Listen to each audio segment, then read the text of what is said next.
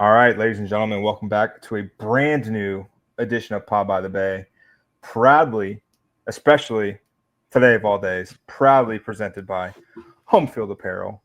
Make sure you go to homefieldapparel.com. There's some new releases this week. Some new refreshes for some USF shirts and designs. So make sure you use the code BAE25 for 15% off your first order, or use the affiliate link if you've already used BAE25 for your first order, for your second order, fourth order, 16th order. Make sure you use the affiliate link to help us out. Nate, I have breaking news. I love it. Do it. We will have more USF home field apparel in the coming weeks. Oh, here we go. Breaking news in the podcast. Win a couple. I know that was games. the main breaking news of the day. Yes, that nothing else happened today. Correct. So yeah, make sure you go to homefieldapparel.com. They've got hundreds of universities and schools that you can buy for your friends. You know, Christmas is coming up. Halloween's coming up. You can go as your favorite college personality, maybe someone who is able to break news, whatever, beat national reporters on pretty important breaking news stuff. It's whatever. You guys can do it. It's fine. But first things first, there is a new CEO of athletics for the University of South Florida. Tampa Bay Sports Commission's executive director, USF alum, heartthrob, Rob Higgins, is now the CEO of USF Athletics.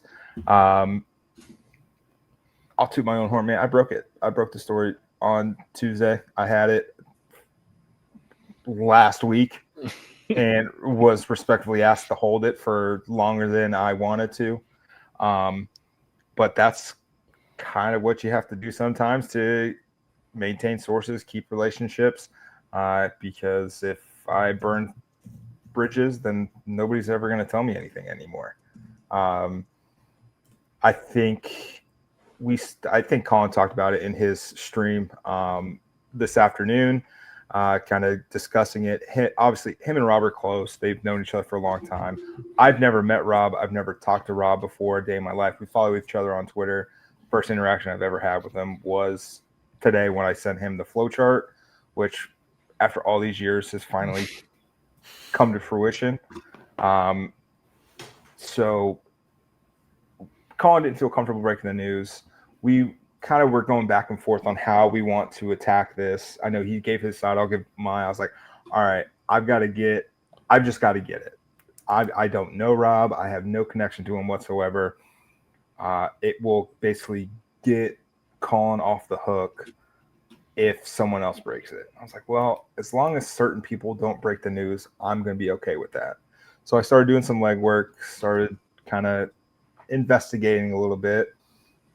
And then the breadcrumbs started to really kind of take shape Thursday night, Friday morning. And then basically I had it by 5 p.m. Friday afternoon, like cold, just done. If you guys, my Instagram is private. So unless you're already my friend, you probably won't ever see it, but I did post like a screenshot of me sending it to like my best friends that I've known my entire life, saying, hey, this is what's happening. Don't say anything. Circle of trust sort of stuff. You guys knew Friday. And let me tell you, it sucked not being able to say anything. And then basically once USF won, it was like, well, we're going to let this one breathe a little bit. So we're not going to step on their toes, not going to step on football's toes. It was, by all accounts, like a picture-perfect weekend for the department, for the university. Let it breathe, then hit them with something else. And that's what happened. I did the press conference. I was there. I was driving back to the house after the press conference. Sources called me and said, hey, go ahead. You got it. So I did. So I was able to break that news. This guy has been the executive director of the Tampa Bay Sports Commission for 20 years. He was like 25, 26, something like that when he got the job. He's been in the job forever. Like that's a very big responsibility. Like we talk about athletics being the front door to the university. What he's been able to do with the Tampa Bay Sports Commission and making Tampa like one of the premier cities to host all of these amazing events: Super Bowls, CFP, Final Fours, Frozen Four, WrestleMania, baby. I mean, WrestleMania, like all of these things. It's largely because of him and his relationships that he's cultivated. When they announced that he wanted, they were looking for a CEO type. It felt super obvious at that point for all of us involved. Like, Rob's the guy. Unless they go like super off the board, how can it not be Rob? It's literally, I swear to God, it's the flow chart over and over again. Does he want the job? Yes. Awesome. He's hired. If he doesn't want the job, did you ask him nicely? Did you offer more money? Are you sure? Did you try everything? Like it for what college athletics is future is going to be, this is the right hire at the right time, especially with the university going in the right direction for the first time in a very long time. Super excited for the hire. I'll let you guys kind of take the floor and what you guys have seen, thought. Seth, what's like initial reactions to this hire, and what do you think he's, job number one for a guy who's now has an OCS kind of in the offing and basically everything else kind of going on with college athletics? What's his main priority? Yeah, so I'll start kind of overall thoughts. First thing is, this is a name that, and you mentioned the flow chart. I got introduced to the flow chart for the first time right when the job opened up. And this was a name you're like, hey, that's the name you need. Because I think I was going on to talk with Jay, and you're like, that's the name you need to bring up. You need to make sure you mention that guy. So so that was a name that I know has been on our radar for a while, and a guy that we thought would be like probably the number one choice if we had a choice. So that's cool. Other kind of point before we get to kind of what his first kind of thing he needs to get on is heard the speech of the graduation speech that I think he put that on Twitter today as well. Really cool story. Like, what a great college sports story. Like, we talked on Saturday after the game about how awesome it is. The best thing about college sports and college football is kind of experiencing it with your parents or your children. Like, the generational aspects of college sports is like the best part of it, I think. Right. And so to hear like he went to a game as a kid and then started working then, and then so on and so forth, where he's in college working for the athletic department. Really cool stuff to see. And then it's come full circle. Now he's the CEO of athletics after having a ton of great experience outside. Really cool story, and really cool when you kind of have one of your own come in, because they're going to have the personal investment in wanting to see things be successful. So that I thought was awesome. Great story, great background, almost like storybook perfect, right? And if he can achieve some of the early goals they need, it'll be like, man, it was just all timing issue. Now everything's moving, like you said, in the right direction. Number one thing, raise money. And 1B, get into a different conference. That's pretty much that to me, that's kind of the two big things. I think the coaches are mostly set, and I don't know, I'm interested to see what the CEO role actually entails. Is it just a rebrand of the athletic director, or is it a different model of an athletic department with a guy that has this kind of big time business and sports connections, right? I know some people are like, are they going to hire a professional sports executive? Well, you kind of did, right? And you hired a guy that's dealt with all these things, so without being with one team. So, I think the goals, the short-term goals are clear. And then the other side, the interesting part for me is I want to see how this is actually laid out. Like, what's the actual implementation of this role? Is it just a rebranded name, or is it something different? Because the letter made it seem like it's going to be something a little bit different than the normal athletic department role. So, and the athletic director role. So, I'm interested to see how it plays out, but this is one of those ones where you're like, good process, probably. I mean, really good initial result. We'll see how it plays out. But I think you can't be anything but happy right now. Steeg, thoughts? Well, first thought was really disconcerting when USF sent the emails today to announce it, because they use whatever tool to use to make it so it's your name on the email. And so it said, "Hey, Rob, we're proud to announce Rob as our new CEO of Athletics." Very weird to see. Don't remember throwing your hat in the ring? Yeah. We talked about that in the Patreon section a few times. No, but I mean, the nice thing about Rob coming over more than anything is that from this point until 2027, everything is just a massive layup PR for him. All credit to Michael Kelly for basically just giving him an alley-oop at this point with the on-campus stadium and all the investments that they're making. Michael Kelly did all of that legwork to make sure that there was enough investment and alignment and university-wide buy-in on revamping a whole athletics district. And for the most part, like besides the indoor performance facility, like most of the big changes haven't really happened yet.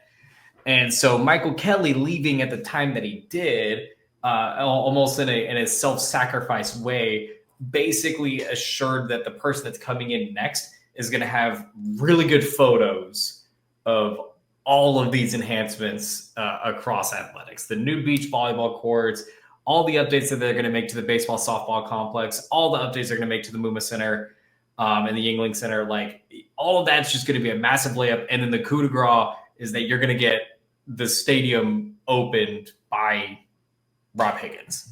And with all of the pull and plus that he brings from the Tampa Bay Sports Commission is only going to make that even sweeter. I know a lot of people were concerned about how they're going to get additional fundraising out of that on-campus stadium, looking at concerts, looking at additional sporting events and everything like that. Literally every single one of those worries about additional revenue is out the window. That is no longer a concern with Rob Higgins as the CEO of USF Athletics. And to echo Seth's point, I am very curious on how they're going to build out the rest of this department and what it's going to look like. At first, when they said, "Oh yeah, we're going to do a CEO of Athletics," I think the entire internet's reaction was like, "That sounds stupid. What are you doing?" But I think in the sense of innovation and doing something different for the sake of doing something different, it's a pretty safe thing to do to call attention to yourself. It's not a logo rebrand. It's not going to call too much attention. But if it's done properly, it's something that a lot of other programs are going to look to imitate. And that is the biggest thing that you can do in college sports right now, is to do something different and get other people to follow suit shortly thereafter. When they first initially announced this, I said I was surprised that Texas A&M didn't already do this shit, because like that is a layup for an SEC school to do, is be like, "Oh yeah, we're gonna make ourselves disruptive in the space and everything like that." This entire situation has gone absolutely perfectly for USF. It has been a banner like 5 days for USF Athletics. Like, I don't we talked, there was like that whole like 4-day span where like, we beat like a whole bunch of schools and programs and like softball and basketball and baseball and everything like that. Like that pales in comparison to what just happened to us. Like I had to pinch myself 3 times. Like all of this good stuff is happening. Yeah, it's remarkable. And Seth, you kind of touched on it. There's not many lifelong USF fans that are grown-ups yet. Like, there's a couple who we've kind of interacted with on social media that kind of grew up fans, but like there's not like true blue. I've been diehard since birth, essentially, right? Rob's one of them. I consider myself like pretty damn close to one of them. Starting 2001, like I was 10. I had from a different country and just kind of fell in love with the sport, fell in love with sports, fell in love with the university. So to get Steve, as you mentioned, like someone who's going to care about the end results, because he, I think Colin put it in his piece, the first athletic director, who's already had season tickets to all of these games. Like that's who you're getting. It in an era of college athletics where people are quick to move to a new job, basically just kind of musical chairs at this point. Sometimes players, coaches, what have you, to have somebody who's coming back home from a place that he was there for 20 years. Like it's not like he hated the job. I think he loved every bit of it. But when home's calling, I think you got to answer. And he pushed it off. I think as long as he probably could. I think it was this is the third AD cycle that we've had to go through and try to get him hired. I think this is it. He's still not even 50 yet. Like you had to do it. I think this is going to be a great springboard forward for this university, and I'm excited to see what happens. On the flip side of things, I also thought Jeff Scott was a home run hire. So like, grain of salt always, but I think it's gonna be a lot of fun. I think the good news is that he's not going to be weighted on. Well, theoretically he is, but he's not weighted on wins and losses. I think he's going to be at least not just yet. Like I think when you look back at Michael Kelly's legacy, it's going to be, did they end up in a big conference? That's going to be kind of his legacy. If they do, then everyone's like, he did a great job. Now, if it's also like he just set it up for this guy to come in, right, Rob to come in and just kill it, that's also going to be part of his legacy. But if he comes in, raises a ton of money for the stadium, and the stadium goes off without a hitch, and you get into a power conference, I think that's what he's going to be judged on more than wins and losses, right? Because that's kind of, you need somebody to help you take that next step. And that's, I think Colin even talked about that in his thing, just this is the perfect guy to get you to the next level. Yep. All right, let's move on. We'll talk. We'll have plenty more discussion about the roles and everything like that. South Florida went up to Gainesville and knocked off the number 13 ranked Florida Gators 18-16 on Saturday on a walk-off Nico Gramatica chip shot after just a phenomenal final drive, aided by two really important penalties, pass interference and the obvious spitting penalty. And Alex Golish even said on Tuesday during his press conference, essentially like kind of shocked it happened because there's so much teach tape about actual situations. And he talked about it's always most of the teach tape that they see from game situations, pro, college, whatever, is about composure. And when you have basically served up on a silver platter opening night of the NFL season before a snap has even been played, you have one of the best defensive players on the Philadelphia Eagles spitting on a player. And then you see it happen in maybe the most critical drive in the most critical moment for USF, for Florida. It's mind-blowing. Cole Skinner handled it way better than I would have. That I feel like is for damn sure. I don't know. I've never actually had someone spit on me before. And like it wasn't just like a little, like that was, there's some stank on that one. So kudos to him for just shaking it off, playing the next play. But again, this is kind of what we talked about. Like this team is just super buttoned up right now. They're not really letting anything else affect them. One super costly penalty by Rico Watson on a punt return that set up the short field. That's basically the only like super glaring thing that I've seen from this team, that they aren't minding their P's and Q's, and they're very composed. But such a monumental win, like absolutely beside myself. Lost my voice Saturday night. Like it was gone. Super emotional. I think you guys saw it on the post game live. Like it was freaking amazing. See, we didn't really get your thoughts on the game. What you watched it, so that's a start. I did. Improvement, week over week improvement. That's what the season's all about, right?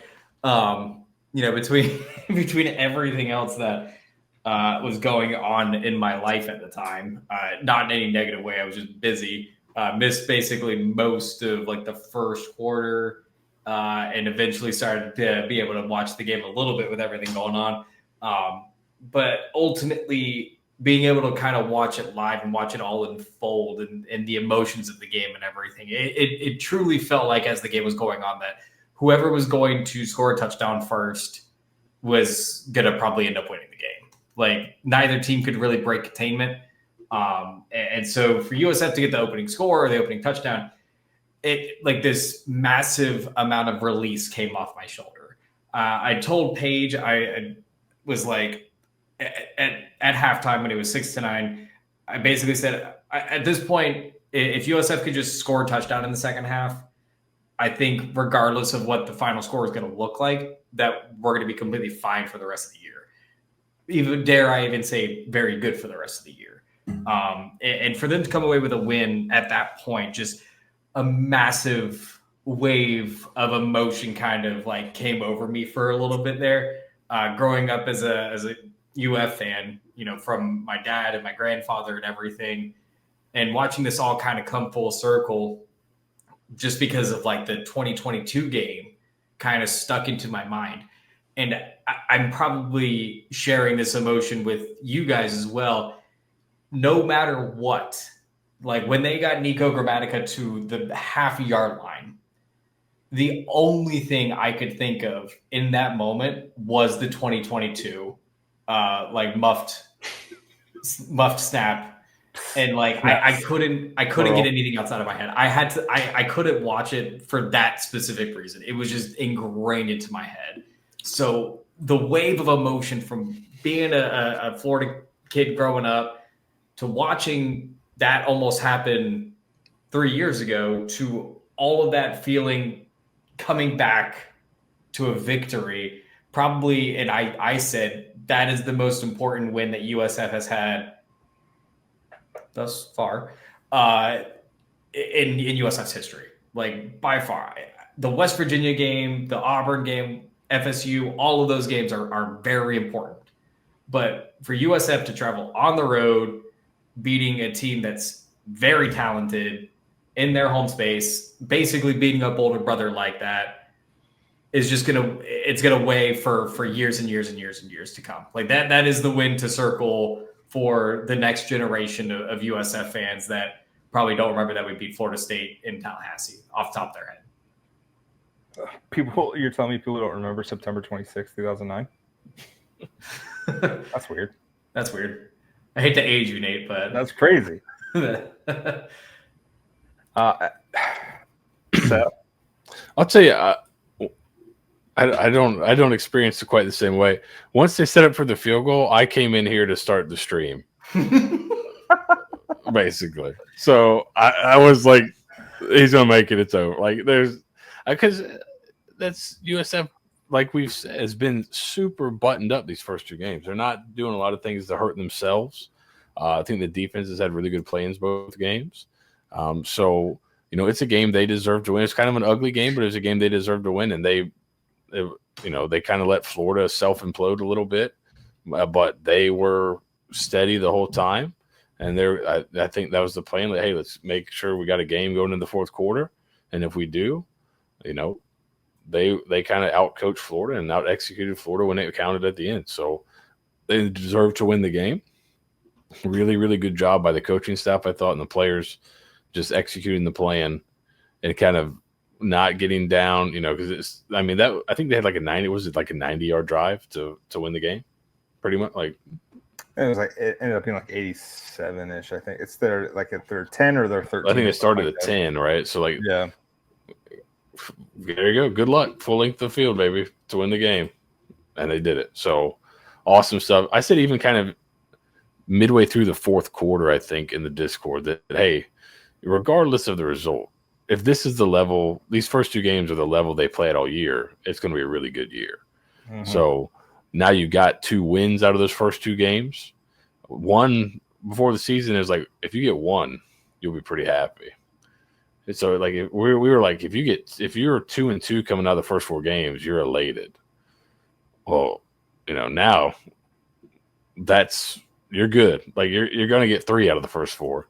This week it's about if you can get 4, and if you do that, then good Lord, yeah, the rocket ship takes off. Yeah, you're putting the entire country on notice if that happens. And I said it prior to week 1: keep the point differential within 50 the first 3 games. This team's winning title, conference title, and got a lot of wiggle room. Yeah. Hey, what's the margin of defeat that we need to? 75, 76. Yeah, so 50, and then they won by 27, so 79. So they got to win by they got to lose by less than 78, and they're winning a conference title. Now, however, if they actually do lose by 78, I reserve the right to take that off the board. Yeah, I don't foresee that happening, but there were a lot of 70 burgers this past week. Shoot, West Virginia didn't think Clemson was going to put up 7, or was it 70-20 that bowl, get that Orange Bowl? Or maybe I have the teams reversed. Yeah. West Virginia did that to Clemson? Yeah, I believe so. Yeah. Bill Stewart, good Lord. That got him hired, didn't it? I think it got Venables hired at Clemson. I don't know. I don't know about the alternative. Yeah. Yikes. So we'll see. That's it. We're moving on to Miami. All right. Number 5, Miami, against number 18/23, South Florida Bulls. Probably would have been higher in the rankings if potentially if Florida didn't get moved up in a particular poll, in a particular rankers poll. Listen, I'm all about bullying when it's deserved. The explanation, I think, is what irks the crap out of me is the explanation was farcical, and other AP voters have also come out and quote retweeted it, and they don't do like.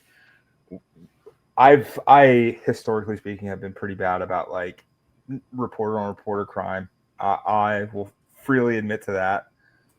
Colin, it's one of my worst traits, probably. But you never see like the AP, like same level, same voters pool kind of go after one of their own when it's, that's how egregious it seemingly felt. And, other people have pointed out, like, there are also like other worse polls. It just, I don't know, you can't make it, unfortunately, you just can't make that mistake in 2025. Like there were multiple teams that were behind teams that they've beaten, 2 games into this season. So it all evens out, though. It all evens out. Like, we all die, so it doesn't really matter. just admit it. Like, just admit it. Yo, I saw the score.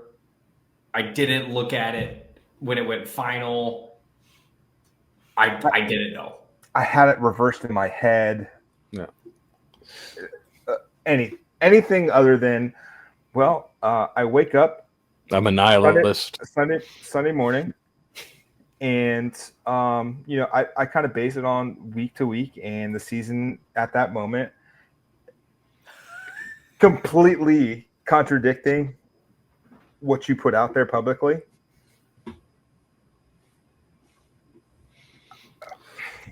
I'm a nihilist. I believe nothing matters. I mean, who knew the AP poll had the nihil? God bless, because when I saw it, like I got in looking at her thing early, and she was maybe getting like, for USC, this is small potatoes, maybe getting like 60 to 70 like likes on her posts or anything like that. So like small potatoes in the grand scheme of things. And just like after an hour, poof, like 3,000 replies to a very innocent USC information of just people being like, lose your job. yeah, so if it,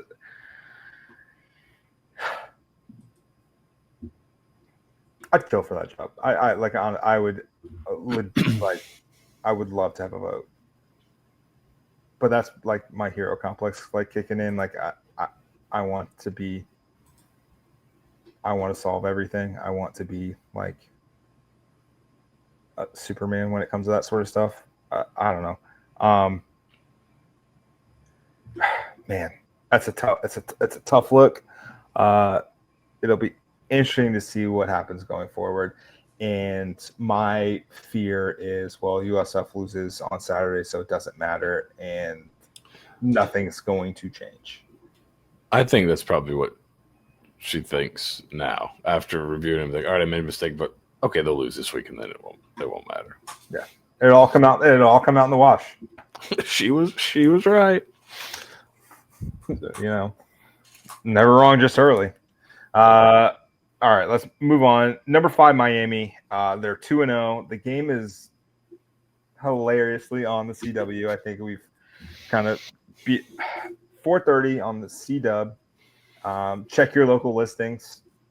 I found out Saturday after the game that the CW, I always thought it was Channel 4.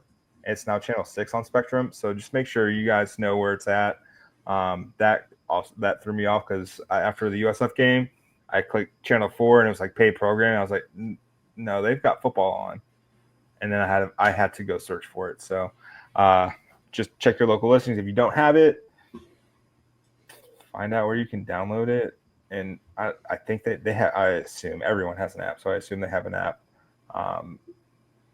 If you go out to a bar, make sure that they have it. That'd be really important. But Miami this season beat, I think, a really good Notre Dame team, 27-24 in week 1, and then just beat up Bethune-Cookman 45-3 last week. Georgia transfer quarterback Carson Beck is down in Coral Gables now. He's looked impressive through 2 games. From all accounts, his elbow's fine. And they got a bunch of playmakers on offense. The guy that I think most people will want to talk about, Seth, is true freshman wide receiver Malachi Toney, who's kind of lit it up for them through 2 games against Notre Dame and Bethune. Yeah, kid from American Heritage, slot receiver, really fast, really shifty. They get him the ball in multiple ways. So if USF does want to play like man coverage, they're going to run him on like shallow crosses and things like that, and then run mesh and mesh return and things like that to get him the ball really quick in space. Looking at the Miami offense is interesting. You'd think they're really explosive just with, you see them hitting some shots over the top or some more vertical throws against Bethune-Cookman, but they've really not been a really explosive offense so far.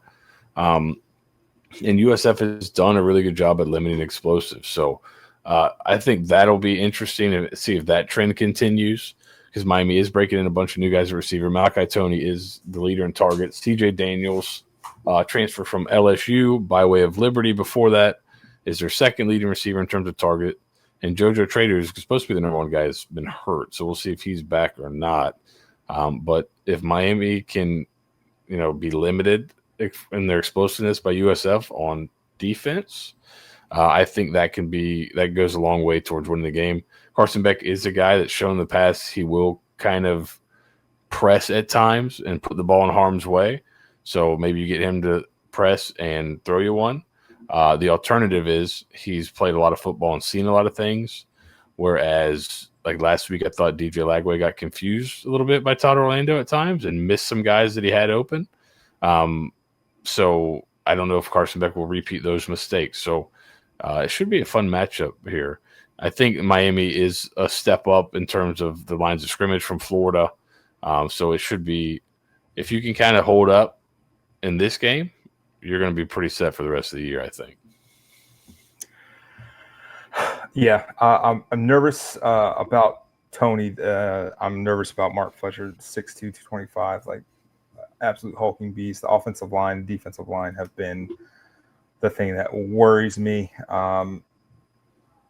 Golish mentioned on Tuesday, the defensive line for USF kind of got out of sorts in the first half, and you saw some gash runs. Worry that can happen against Miami as well. But again, man, shit, house money, brother. Whatever. Like, I'm here for it. Let's do it again. It's more fun this way.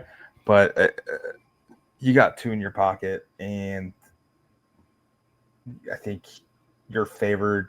K Ford rankings, the ratings, I think you're favored in every game going forward now, except for this game. So that Memphis game changed, the Navy game changed. So you're still looking at maybe a 9, 10, 11 win season. So do the impossible. Run the gauntlet, because why not? Pretty much.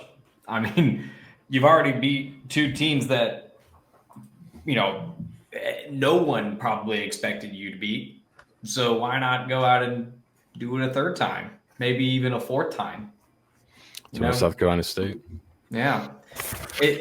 I think that's we talked about it previously a little bit. It's like, yes, you're playing with house money, and it's really nice to have this feeling. But judging by how Golish has been since he's gotten here, I think they're truly taking this as like a 1 week at a time situation and just not letting themselves get too high too quickly. During the presser, they talked about they hit film hard on Sunday. Like I think if Golish could, he probably would have started film Saturday night, like coming back from the Florida game to start preparing. Like, and that gives me at least a little bit more like calm, because it seems like it's not just a him thing saying this.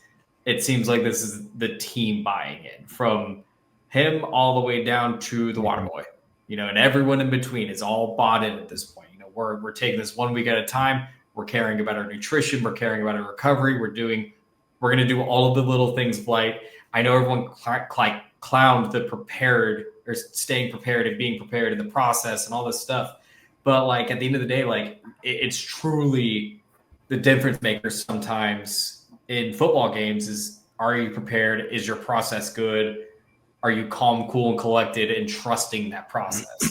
Because you can tell when teams get flustered, when they get punched in the mouth and they start floundering, then they don't have the wherewithal to bring themselves back down to earth. And so listening to Golish today, it made me feel better about how I think Saturday will go. I don't think that there's enough in the tank for it to really spin in USF's favor, but I will gladly, wholeheartedly be surprised and have it be the happiest surprise of my life if you somehow come out of this gauntlet of a schedule that everyone permanent markered 0-3 on, and you come out of that 3-0, whew, buddy, like, what the fuck did you do in the offseason to do that? If you thought I was annoying after last week. Yeah. All right. With that, prediction time. Seth, you lead the way with a 2-0 record. You've gone under both games. Mm-hmm. Steeg and I are 1-1. We've exchanged games. I picked USF plus 17.5 last week. You did not. So we stand at 1-1. So Seth, we're going to let you pick first. Coincidentally, same over under, same line as last week. It's the over-under is 56.5. The line is Miami by 17.5. This is all according to Hard Rock Bet as of 8 p.m. when we first started prepping for this Inside Baseball 2.5 hours ago. Yeah, so interestingly enough, I think through the first two games, as with the wins and everything and the explosive plays and everything, I don't think Byron Brown has been as sharp as he could be. So I think he could get a little bit better. He's had some throws that I think he can make. So I'm actually going to go over 56.5 this week. I think if USF's to win this game, it's not a low-scoring game. They're going to have to score some points. I was looking at maybe doing a team total play, but I'm just going to go over the 56.5. Also, I think that does give me some leeway if the defense cannot limit the explosive plays. That there is this game gets out of hand. So I think one way or another we're getting points in this game. So I'm going to go over 56.5. If USF's defense holds under here, hey man, it's going to be a great season. Yep.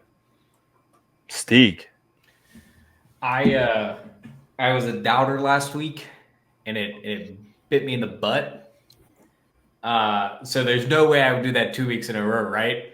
That's where you're wrong. I'll gladly do it 2 weeks in a row. I have Miami covering. I listen. I understand how the schedule's been, and I understand the preconceived notions of we always were very stat heavy before, and I think you kind of got to throw stats out the window a little bit. But also, I think this Miami team is just very, very, very talented defensively.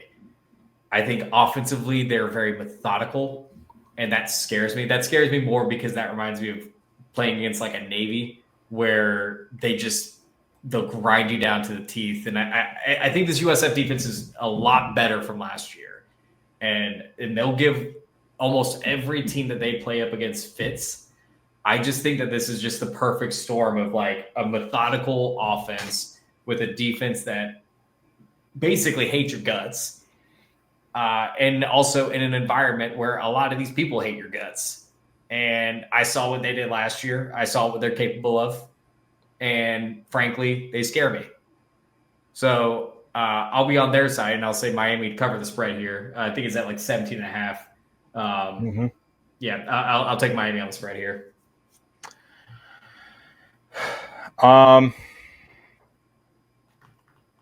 That's fair. I get it. I'm picking the Bulls to cover 17.5 points. This is a purely vibes play. Like there's no pressure on you to beat Miami. Like everything's over with. Like nobody's gonna be just so annoyed at you. Like this is the free roll. Like why not?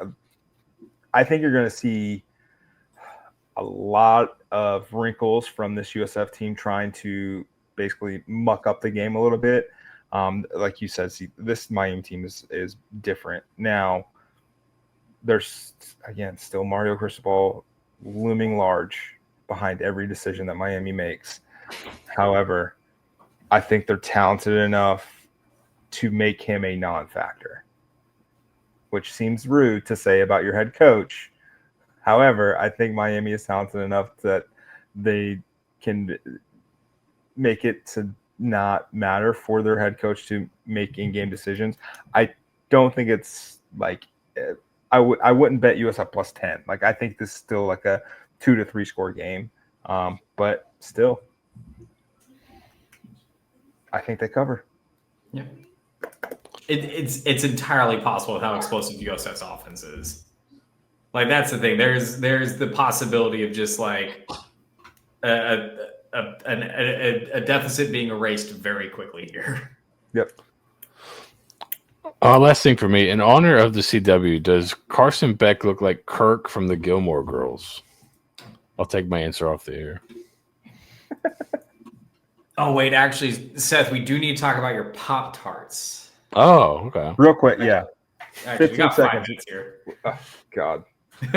Do we? Maybe a hot take. I'm not, like I told you guys, I'm not well versed into the Pop-Tart world, the Pop-Tart zeitgeist, if you will. I'm not really in on it.